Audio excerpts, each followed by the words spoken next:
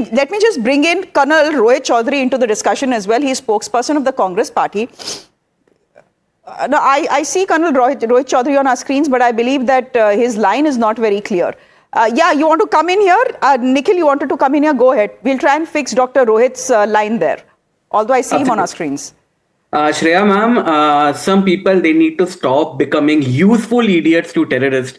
This is not the time for politics. This is not the time for religious insecurities.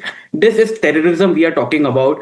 This is about a motive to destroy our country, India, from within. When a blast happens near the Red Fort, our intelligence bureau, our National Investigation Agency and our Delhi police are not arresting people based on prayer habits. They are acting on data, intercepts, forensics and national security intelligence. Let me remind you, the IB is not the BJP. These are officers who risk their lives day and night to prevent our kids from being blown up on a Monday evening in Delhi. They don't see religion, they are seeing patterns, explosives and intent. And if it matches with people from your faith, then be it. So for a Congress or a Samajwadi party leader to come out and say they are arrested, people are being arrested repeatedly because they are Muslim, it is anti-national gaslighting that they are doing. You are demoralizing the very agencies that protect this republic, and these agencies are not the BJP. They are independent bodies who are trying to keep my nation safe. You cannot predecide innocence. You cannot predecide innocence based on communal sympathy. You cannot do that. When our investigation about 360 kgs of explosives from Faridabad, when Muslim doctors, Muslim professors and Muslim professionals are being found with ammonium nitrate and rifles, we are staring at a terror network.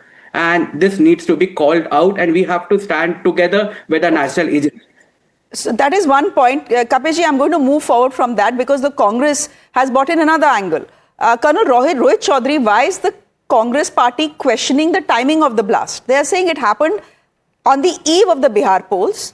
Your minister in Karnataka is saying, I don't have proof, but something is fishy. Why did it happen on the eve of the Bihar elections? Why are you linking a terror attack to elections in Bihar? Are you trying to suggest, or was the minister trying to suggest, that the BJP and Prime Minister Modi orchestrated this terror attack in Delhi? Because that is the sense I'm getting. Most important aspect as of now is that how this 3,000 kgs, 2,900 kg of ammonium nitrate has come to the in the national capital region. This is a very huge cause of concern.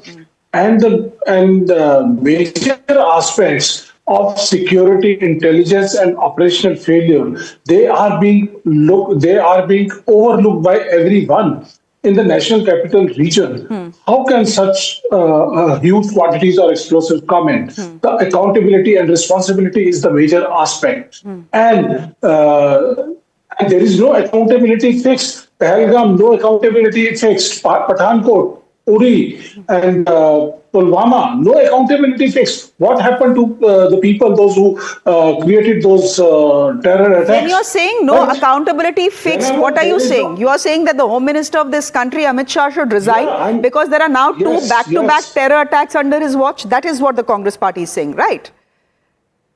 We are very clear. As a defense person also, if something goes wrong, then we have to make people responsible and accountable.